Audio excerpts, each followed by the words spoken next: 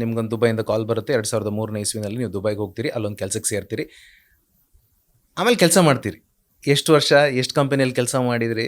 ಒಬ್ಬರಿದ್ರು sir, 5 ವರ್ಷದಲ್ಲಿ 12 company change ಮಾಡಿದವರು ಒಬ್ಬರಿದ್ರು. ಉಡುಪಿಯಲ್ಲಿ ನಮ್ಮೊಬ್ರು ಸ್ನೇಹಿತರವರು. ಇಲ್ಲ, ಅದು ತುಂಬ ಆತ್ಮೀಯತೆ ಇದೆ, ಹಾಗಾಗಿ ಹೇಳಿದೆ. ಹೇಳಿ ಸರ್. ನಾನು ಟೋಟಲ್ ಆಗಿ ಕೆಲಸ ಮಾಡಿದ್ದು ಸರ್ 7 ವರ್ಷ. 7 years I worked for 3 companies. Okay. Yeah, precisely I worked for 4 companies. Actually, ಒಂದು ಟೆಂಪರರಿ, ಒಂದು ಶಾರ್ಟ್ ಟೈಮ್ ಕೂಡ ಕೆಲಸ ಮಾಡಿದೆ.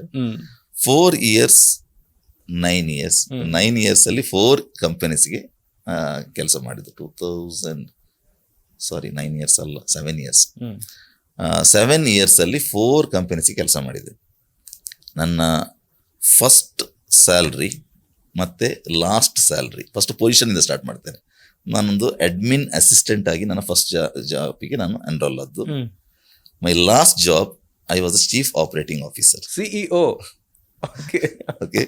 So I came as a C position with multiples of 22 times of my salary.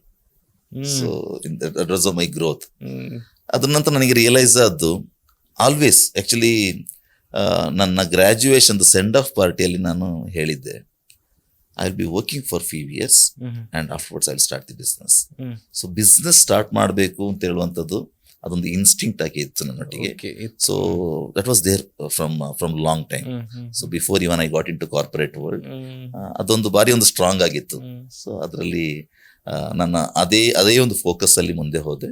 ಅದು ನನಗೆ jump ಆಗ್ಲಿಕ್ಕೆ ನನಗೆ ಅದು ಪ್ರೇರೇಪಿಸಿ. ಓಕೆ. ಸೊ ಇದೊಂಥರ ಕೈಂಡ್ ಆಫ್ ಮ್ಯಾನಿಫೆಸ್ಟೇಷನ್ ಅಂತ ಹೇಳ್ಬೋದಾ? ಎಷ್ಟು ವರ್ಷಗಳ ಮ್ಯಾನಿಫೆಸ್ಟ್ ಮಾಡ್ಕೊಂಡಿದ್ರ, ಅದನ್ನು ನೀವು ನಂಬ್ತೀರಾ?